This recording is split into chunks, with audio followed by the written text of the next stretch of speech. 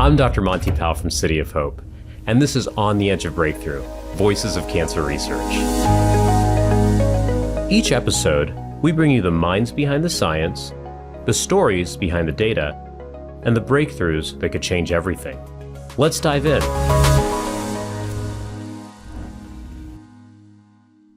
Welcome, everyone, to On the Edge of Breakthrough, Voices of Cancer Research. I am so delighted today to have Dr. Anna Wu with me. She's the chair of Immunology and Theranostics Research here at City of Hope. Anna, thanks so much for being here. Yeah, it's great to be here, Monty. This is a great program. So we've actually had a chance to talk shop on a couple of different occasions, and we've collaborated together.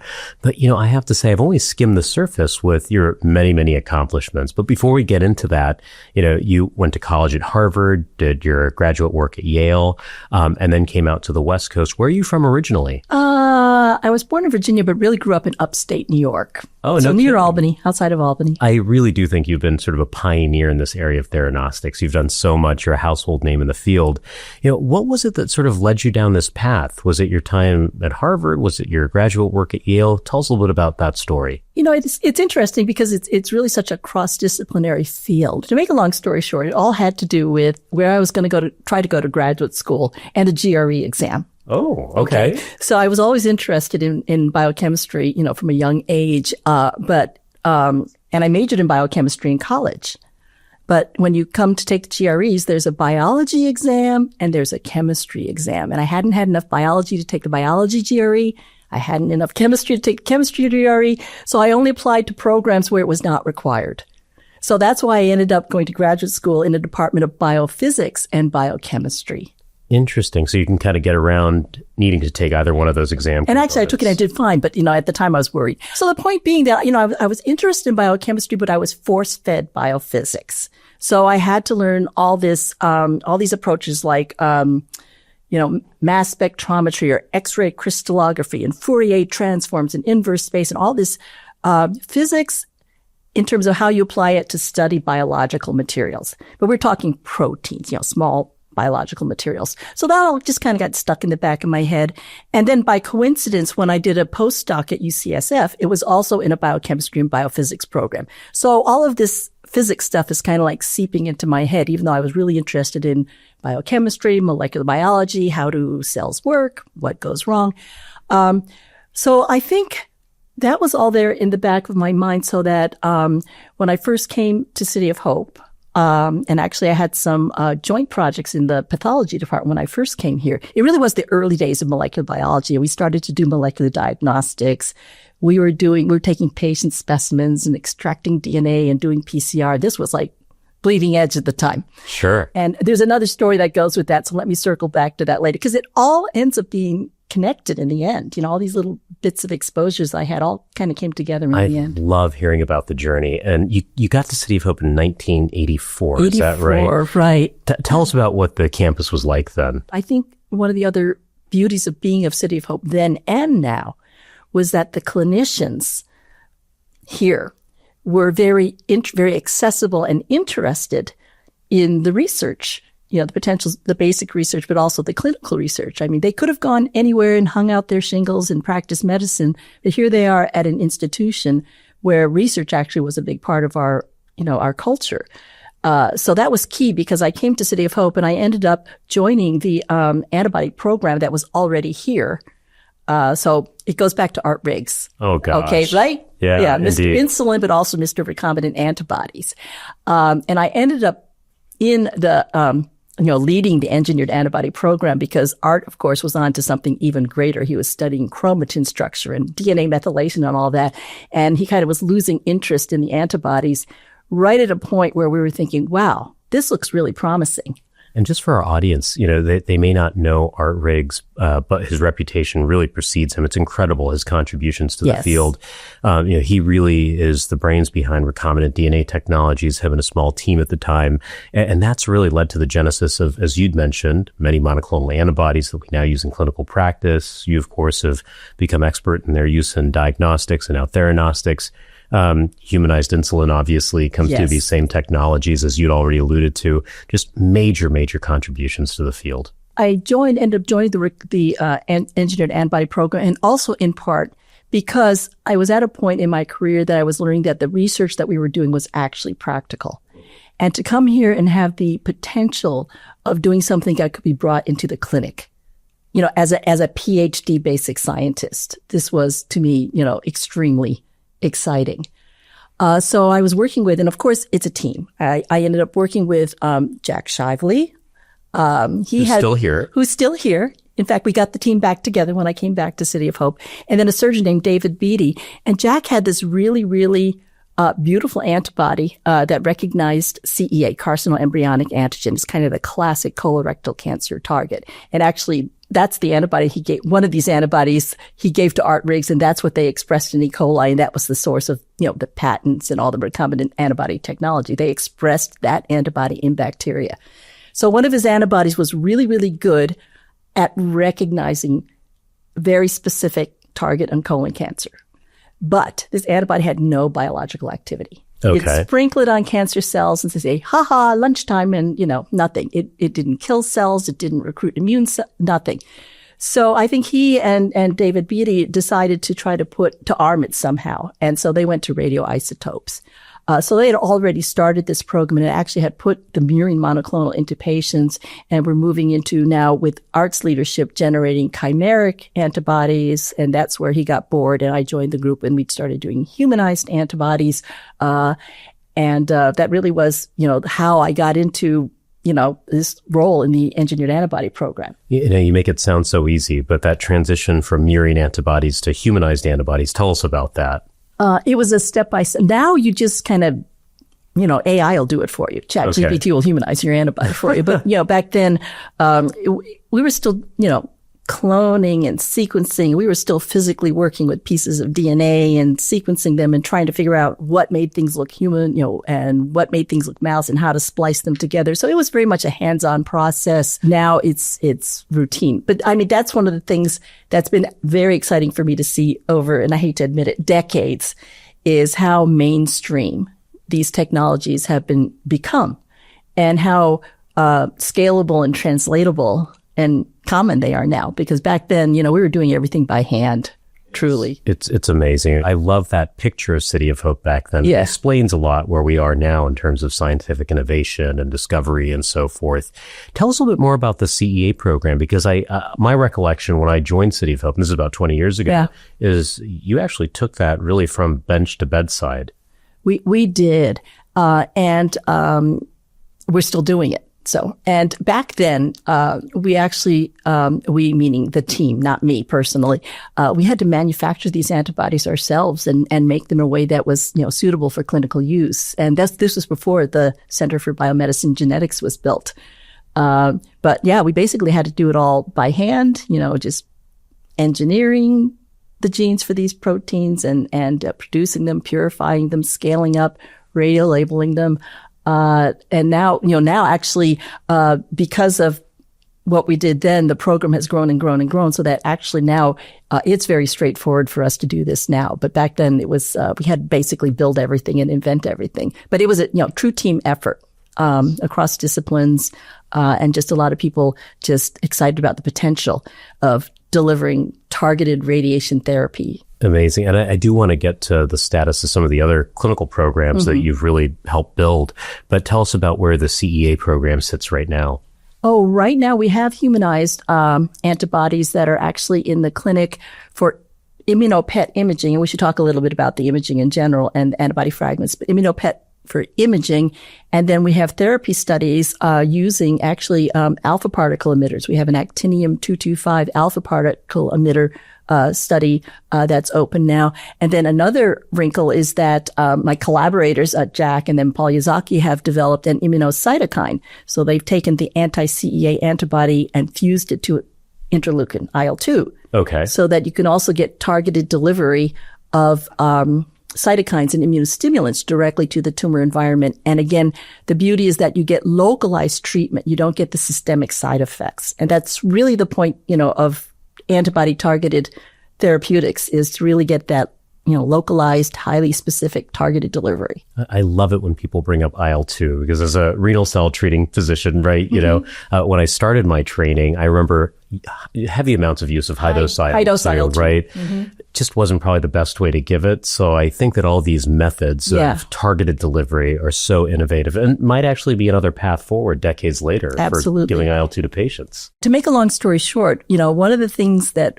we realized when we talked about putting radioisotopes on antibodies for therapy was that antibodies have a long circulating half-life. And so you've got this radioactive agent circulating in your blood for literally days while you wait for it to localize and slowly clear out. And you're exposing all your normal tissues and especially your bone marrow to that radiation. So we thought that maybe we could do better than that, especially because coming with Art's background and antibody engineering, what can we do to make it better? So we came up with a series of engineered antibody fragments.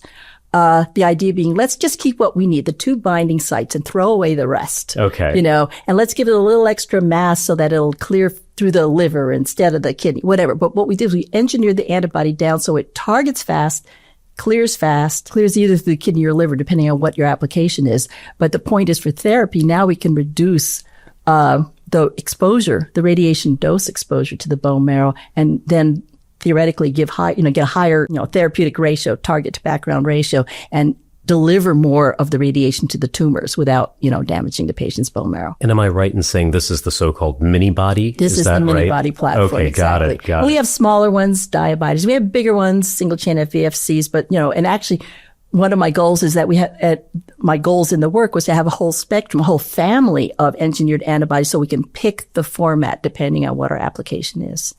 And then in parallel, to get back to the imaging, even in the early days of before we had the humanized antibody against CEA, we had a chimeric antibody. And even in the very early days, the clinical team would label it with indium-111 first in the patients and do planar and SPECT imaging to see where the agent was going in the patients. And then they'd flip the isotope to yttrium-90, our beta emitter, for therapy. So that was Theranostics 30 years ago. Oh, wow. We just didn't have a fancy name for it. Right. Perhaps I should back up, and this goes back to the whole physics side of it. I've always been drawn to working with radioisotopes for a number of reasons. And the main one being you can find them. You can count them. You can measure them. So you actually know where it's going, what it's doing, and they go away with a defined half-life. So, antibody drug conjugates, on the other hand, scare me to death because you don't know where that drug is going and when it falls off the antibody and what kind of side effects you're going to get, unexpected. But with the isotopes, the radionuclides, you can find them and you can follow them. So they would image first. Okay. And then they would do therapy. And so I developed the mini-body originally for therapy. But we realized along the way that this would be pretty good for imaging too. Kind of the rapid. Same idea because target fast, clear fast, low background. You could image your patient same day or next day rather than waiting a week or so. The way things came together to become Theranostics. I wonder if you could give our audience a quick 2-3 minute primer on the various isotopes. Is that possible or is it too much to squeeze in? Well, how do you pick indium versus zirconium versus copper versus yttrium? Yeah, well, we like radioisotopes because they come in so many different flavors. And it's evolved in terms of what we pick, but I think a lot of it had to do with availability because back when we first started this work, all there was indium, yttrium-90. PET imaging hadn't been invented or had just been invented, but, really was not broadly used. Mm-hmm. So that's been an interesting evolution to see. So in terms of what isotope we pick for imaging, I think the field has moved to positron emission tomography because it's so much more sensitive and quantitative compared to older imaging with technetium or indium, for example, which are still used clinically now. Indium for infection imaging and then technetium, for cardiology and all sorts of applications. But I think people, when they can, have moved to positron emission tomography. So that's where you have fluorine-18, gallium-68, you may have heard a lot about, but then we use some of the longer-lived positron isotopes such as zirconium-89, copper-64, because we're working with antibodies and they don't move as fast as those small molecules. Those first two I mentioned only have half-lives of 1 or 2 hours. Got it. So you got to work fast. And so this has also been one of the parallel developments that has allowed us to do what we can do, has been greater availability of these PET imaging isotopes with longer physical half-lives. So the copper is 12 hours, the zirconium's 3 days. And when you have an antibody that takes 12 to 24 hours to get there or a few days to get there, this is what makes it feasible to do this kind of work. That was really, really helpful. And just one other terminology thing that you could walk us through. Alpha versus beta emitters. This is something I've actually... getting to that. Because on the therapy side, we also have two general flavors of radioisotopes. The beta emitters, betas are simply high energy electrons. So they just kind of zap along and they destroy macromolecules and destroy cells and DNA along the way. A lot of it is through reactive oxygen species and other chemistries like that. Beta particles are high energy electrons with path lengths of 1 to a few millimeters. And back in the old days, that's all we had. Okay, so yttrium-90 was very popular. Now lutetium-177 is more mainstream. The alpha particles are completely different. They're actually helium nuclei. 2 protons, 2 neutrons. So they're massive. They're 7,000 times more massive than an electron. So they have high, what we call LET, linear energy transfer. They really pack a punch.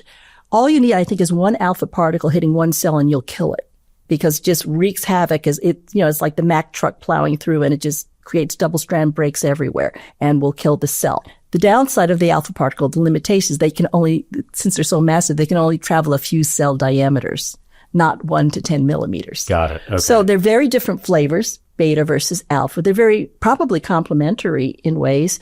And again, a lot of the work we do is limited by isotope availability, and right now there's only, for a long time, there was only one place you could get actinium-225, which is our most commonly used alpha particle emitter, and that was the Department of Energy, and there's a limited amount available. And they, early on, they weren't even making it available for clinical use. They weren't even making it. So all these things have to evolve in parallel, the ability to engineer the antibodies or even, just humanize antibodies for just, regular cancer therapeutics, the infrastructure you need to be able to scale that up and actually roll out clinical as well as commercial level products, the infrastructure in terms of the isotope supply, the infrastructure in terms of PET imaging and cameras to be able to see what we're doing. So true. So true. Yeah. That was such a great primer. And our producers actually gave us license, didn't they, to sort of geek out a little bit and talk about the science in detail. That. No, this is terrific. No, what a wonderful primer for the audience and all these different technologies.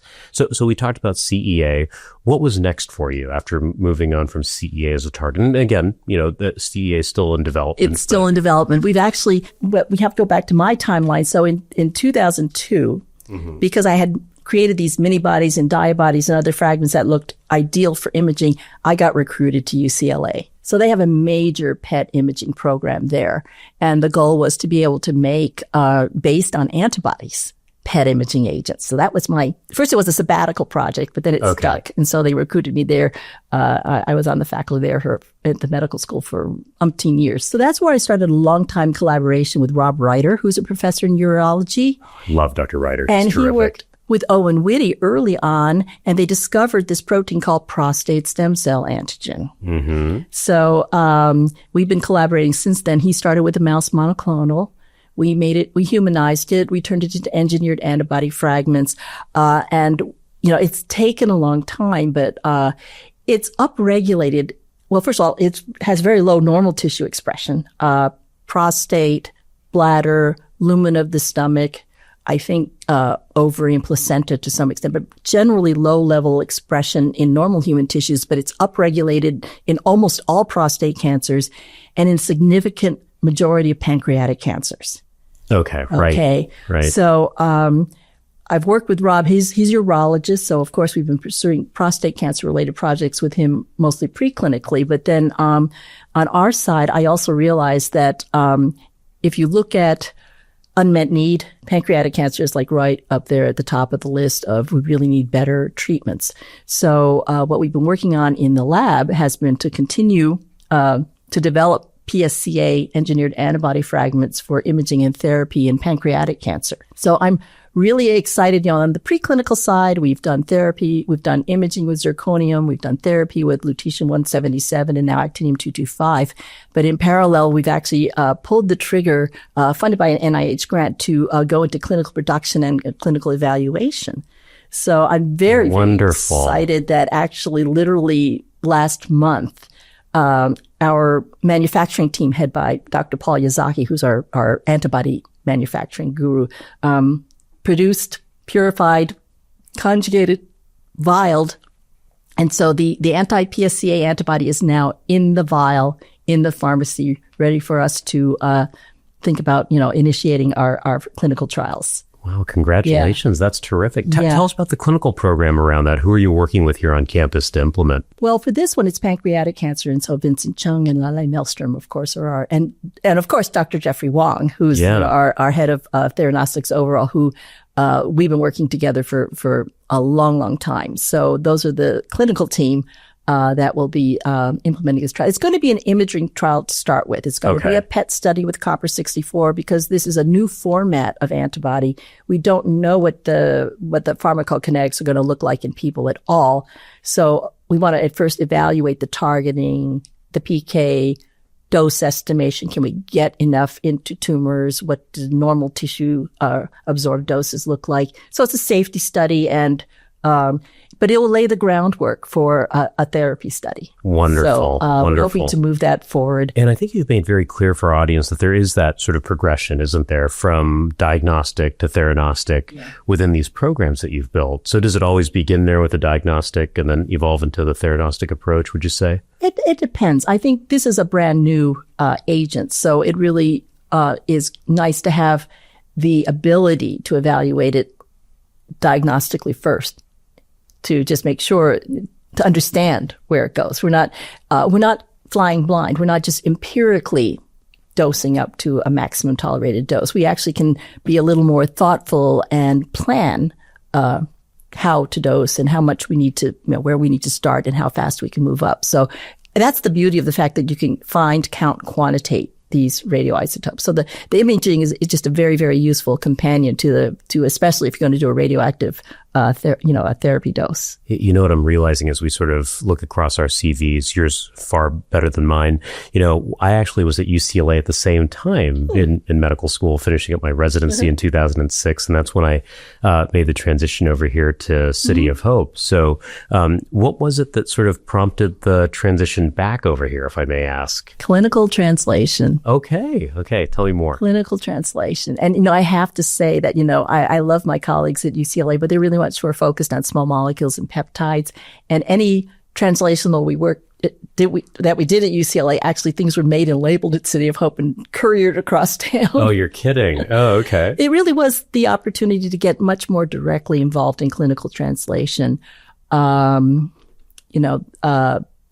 think that's one of the great things about being here is that you have access to that. And we as scientists really do need to understand what is the need and what are the practicalities of trying to move something into the clinic. I think if we really want to make progress, you've got to, have that whole picture. We can't just be pushing. There's got to be pull on the other side, and it clearly takes, a team. There's no way, there's no way to do this without a team. Indeed, absolutely. And actually that brings us to a collaboration I think that, you and I have had very effectively. Yeah. And that's in the domain of these CD8 minibodies. For the audience, CD8 T cells are those T cells that are really doing the heavy lifting and work for the immune system as it pertains to cancer, infection, et cetera. And I think you've come up with a brilliant way to sort of image these entities, right? Yeah. And so there's a story that goes with that. Oh, and it circles back to when I first came to City of Hope, and we were known for lymphoma treatment, and so Steve had the bone marrow transplant program. We had Henry Rappaport of the Rappaport classification of lymphomas, morphological classification of lymphomas. Right. So, and when I first came, and I told you we were doing extracting DNA. And doing southern blots on patient specimens. But the reason we were doing it, we were trying to classify lymphomas. Okay. And back then, they were classifying lymphomas by trying to determine clonality. So you'd stain for kappa and lambda. Those are the two different flavors of light chains in human B cells and B cell lymphomas. But if you have a lymphoma, it becomes clonal. So it's all kappa or all lambda. So that was one of the diagnostic techniques that was being used then. we looked at, can you take the DNA out and look for rearranged antibody genes and see if you saw a clonal band? Okay. And if it was, you could see kappa, you could see lambda. If you saw a rearranged band appear in your patient specimen, it meant you had a clonal population growing out. Sure. So that was like the first thing I was doing. But I was looking at all these slides, and I learned a whole different set of names for what we now call the CD antigens. There was, Lu16 and T4 and, whatever. They had completely different names, but now they're all the CD markers. But that kind of was one of those things that just kind of stuck with me. So I'm over at UCLA. Tony Rebus, right? Mr. Melanoma Immunotherapies. And these were the early days when they were just looking at the anti-CTLA-4 antibodies. And they were seeing a phenomenon in about 10% of patients called pseudoprogression, which you may be familiar with, where they would start to treat the patients with these immunotherapies, these early checkpoint blockade antibodies. And they'd follow the patients with a standard imaging, either CT or MRI or even FDG PET, and the patients would look worse, some of them. But if you kept treating them, then those tumors would resolve. And if you waited like 6 months or a year or even longer, you'd find out that these patients actually were responding. And what it was the immune response. The tumors are getting bigger because they're getting infiltration with the good guys, the CD8 T cells, et cetera. So Tony Rebus one day comes to me, and this is while I'm working on CEA and PSCA and HER2 and ALCAM and all these other cell surface markers in tumors. And he says, Anna, is there any way we can distinguish tumor cells from immune cells? And I said, well, of course, because when I'd previously been at City of Hope, I'd been looking at all these slides stained with all these antibodies for all these markers for immune cells. I said, well, there's all those CD targets. Right. And there's all those antibodies. So, of course, we can distinguish them. So we took anti-CD8 antibodies and turned them into immunopet agents so that we could, look at, image the immune responses in vivo. That's where it came from. All those pieces kind of fell in place. We started in mice. And then, as you know, I co-founded a company called ImagineAb because really to ultimately translate your ideas, to really get them out beyond what you could do on an NIH grant, which is usually just a small phase 1 study. You need to find a commercial path. So through ImagineAb, they developed the human-specific anti-CD8 mini-body for imaging immune responses in patients. So that's where we end up collaborating because you were one of our phase 2 investigators. Right, indeed. And I was just fascinated by the technology. I think the data's out there, so we can talk about it now. And, you looked at this technology in cohorts of melanoma and some of my patients with renal cell carcinoma. And I thought it was such a cool way to interrogate this thing that, has really become in vogue in immunotherapy research, which is a tumor hot or is a tumor cold as it pertains to the immune system? And I really think that that's where this technology comes into play, right? Exactly. But I think it's very complementary to what our current standard technologies are, because right now the only way to tell if a tumor is hot or cold is by biopsy, usually done at baseline. And sometimes you'll do a follow-on on-treatment biopsy, but usually not routinely, usually in the context of a clinical trial because somebody's really trying to understand that immune response to a particular therapy. But the beauty of PET imaging, it's whole body and it's non-invasive. So we're not sticking needles into people everywhere. And there are places you can't biopsy, and it is, there are risks with biopsy. This way we can scan the entire body, including, if there's metastatic disease, the different lesions, because we know there actually can be differing responses lesion to lesion. And actually, I think some of the work that you've done comes back to something I was always interested in as well, because we're not just looking at what's happening in the tumors and are they hot or not and are they changing, are they getting... You can look at the whole immune system. It is a system. And so you can look at the spleen or you can look at draining lymph nodes. And is there anything interesting going on in there? So we have a new way of looking and just getting new information that we never able to access previously. So that's what's been thrilling to me is we can look at the whole immune system in a live person. So, I'll share with you a cool story. I actually had one of my fellows who we've mentioned on this podcast before, Peter Zhang, brilliant guy. He's going to be joining our faculty, in fact, next year. Fantastic. Which I'm super excited about. He really poured through the data for this CD8 imaging modality.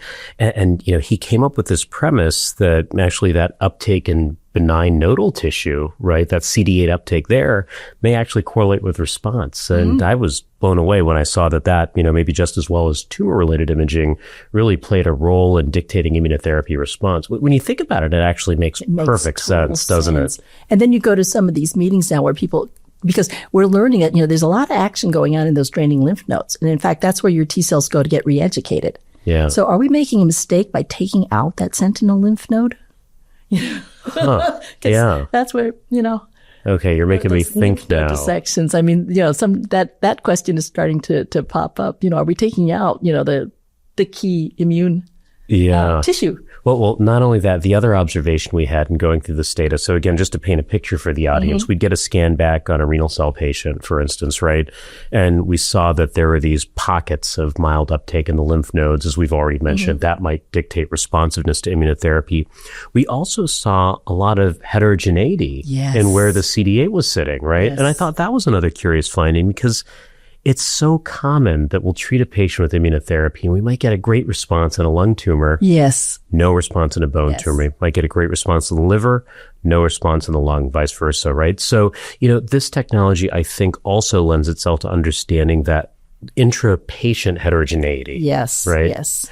Yeah, absolutely. And I think, Tony Ribas at one point was doing things where he'd see discordance in the FDG response to immunotherapy, and he wanted to, I don't know how far he got with it, but to biopsy those lesions to see what's different about them. So it can help you understand where to look to try to understand better why some lesions are responding and some aren't. So theoretically, you could something similar to CD8, although I'm not a big fan of biopsying everything, but we're able to see things that we were not able to discern before. And I think it is changing our thinking in different ways, which is good. I love it. I think out of all the projects I've been involved with the City of Hope and many, many really interesting ones, I think that this was really thought-provoking and really strongly hypothesis-generating. So thank you for getting me involved. Yeah, and you could also see, though, what a simple idea it was. Yeah. But it only triggered in my mind because I'd already, been, first of all, exposed to all this biophysics stuff at a young age. So for me to step into radioactive isotopes and into the imaging, which is all Fourier transforms and inverse space and all that same stuff, it didn't scare me because, I kind of got it. But then to see how my early work, just with pathology, just, looking at lymphomas led to the CD8 imaging, it all just came together. And it's such a simple idea, but, to be in a fertile environment where I'm learning about all these clinical things, and all of a sudden it's like, duh, this is what we should do. Yeah. That really, I think, is a product of being in this environment. Now, I won't ask you to explain to our audience Fourier transforms. I think that might go beyond. I don't think I can explain them anymore either. But let me ask you, you've talked about so many cool projects that you've done over the years, CEA, PSCA, CD8.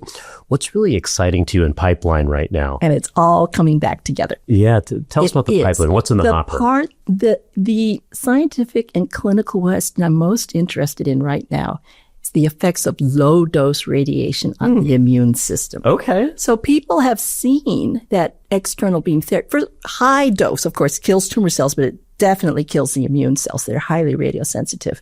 But people have also noted that lower doses of external beam radiation may actually trigger, it's like an in situ vaccine, kills tumors in a way that induces immunogenic cell death, provokes the immune system to come in, and there's new antigens exposed. And so you can get, and this is the theory, and there have been certainly animal models and some hints from patients that this can happen as well, that you provoke a productive immune response. So people are starting to have been looking at it formally for external beam therapy more and more. And I'd also like to look with our targeted radiopharmaceutical therapies. If we administer them at low dose, can we see interesting immune responses? So this is something we could maybe image with CD8. And in fact, we actually have an ongoing study with Savita Dhanapani. Okay. I love Savita. She's wonderful. Actually has been doing external SBRT and imaging pre and post with the CD8 immunopet. Actually, she's doing that in a lot of my renal cell patients. Yeah. We had a couple of great experiences with that. So I think that's a really interesting combination where, are we provoking an immune response? Can we visualize it non-invasively through PET imaging, and then use that tool to help us, tailor how we deliver the radiation therapy more effectively. But also, I think combination therapies, for example, with radiation and immunotherapy or these immunocytokines. I think that ultimately, we've got to harness the immune system if we're really, really going to have long, durable, curative responses in cancer. The immune system is the only thing that can run fast enough to keep up with a tumor that's trying to evolve and escape. So we've got to find ways to boost the immune system. And I do think that there's potential for radiopharmaceutical therapy, targeted radiation therapy, to be part of that if we can figure out how. And so that's one of the things we're exploring now, is how we can use these, radio-labeled antibodies at low doses. What do they do to the tumor microenvironment? How can we combine that with immunotherapies? And the beauty of the radiopharmaceutical therapy is that it's systemic administration. External beam, you have to know where the tumor is to aim the beam, right? But if you've got, disseminated disease, and we also know that, some of those lesions can be very immunosuppressed. We've seen it in CAR T studies sometimes, right? That you put the CAR Ts in, but they can't do anything because where they're trying to go is such an immunosuppressive environment. Maybe with the systemic administration of targeted radiopharmaceuticals, we might be able to modulate those environments. So it's new. There are a lot of people who are very interested in looking at this. We have nothing to report yet, but I find it really intriguing, and it really does bring everything together. The radiopharmaceutical therapy along with the immune responses, and being able to, put them all together and, optimize and get more effective treatments overall. So that's what is inspiring me these days. How can we best put all of these treatments together? I love that. I have so many conversations with Savita Dandapani, brilliant radiation oncologist in our group here, Rose Lee, who I believe you've met as well. We have such a talented crew of young investigators in that radiation oncology group. One of the things that I've been sort of stuck on is a paper that Rose recently shared with me that actually looks at low-dose radiotherapy, believe this or not, administered to the benign colonic epithelium. And the premise there is that, we have this huge institutional focus now on the gut microbiome, right? The thought is that maybe that creates maybe a small site of leaky gut, if you will, allows for permeation of short chain fatty acids and other bacterial byproducts into circulation. But again, that whole premise of low dose radiotherapy, perhaps to tumor, as in the case of Savita's study, perhaps to benign areas. I do think that it's got to foster the immunologic response to some extent. And I think your technology is a great way to look at it. It's a different way. It's very complementary. I won't say it's the only or the best way to look, but it does offer a unique view of the whole organism, the whole system, that can complement what we can do, because the flip side of that is all these incredible omics type studies we can do, and the vast amount of data we generate there, but only on very small specimens. So exactly. I think we need to find a way to put all of that information together intelligently, to figure out what works, what doesn't work, what went wrong, how to fix it. So it is a very exciting time. It really is. The wheels are totally spinning right now, but I'm going to shift gears nonetheless and just ask you perhaps a broader question. You have achieved such success in science and collaborative science and translational medicine. This is a difficult time, obviously, for folks entering into the field. What's your advice to the junior investigators that are out there that really want to make a difference in translational medicine? I always encourage them to talk to people at the other end, the clinicians who are treating patients, the patients, to understand what the need is. Because if you find a challenge and a need, and you're working towards addressing that, it doesn't matter what else is going on financially, politically, whatever, persistence is important, but also persistence toward, a real goal, not just, your next grant, I want to see this in mice, to leap ahead and also think about what is the final goal? What is the final reason you're doing what you're doing? So, it takes a long time. So we've gone through cycles, economic cycles and political cycles, even across our careers, and to stay the course. If this is your passion, absolutely, you've got something to contribute and stay the course, because we go through these crazy cycles out out there. I love that advice. Just kind of keep the blinders on, stay focused, come up with that end goal, if you will, and work towards it. Yeah. That makes a lot of sense to me.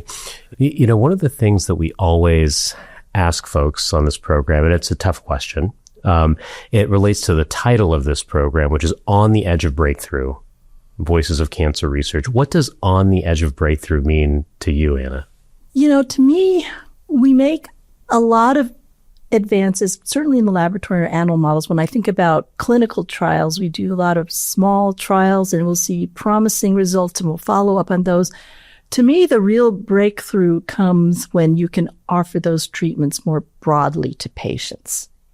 It's not good enough to just influence the people in front of you. I think that, the true breakthrough is when these treatments become available to large chunks of the population, larger numbers of patients. I love that principle. And we've obviously seen that here at City of Hope with, as we started with at the top of this program, Art Riggs's contributions to monoclonal antibodies. And now, of course, we have rituximab and trastuzumab and all these amazing, life-changing technologies that have been born out of this campus. I love the focus on another thing you alluded to, which is that end goal of seeing the clinical translation of things makes a lot of sense to, again, a broad swath of patients. That makes a lot of sense. Yeah, that's why I came back. That's why I love it here, because that's really the mindset here. Yeah. Well, thank you, Anna, for joining us. And I definitely want to have you back again in the coming years to talk about all the amazing progress that your program's making. Okay. Sounds good. Thanks for tuning in to On the Edge of Breakthrough. See you next time for more insights from the front lines of cancer research and care.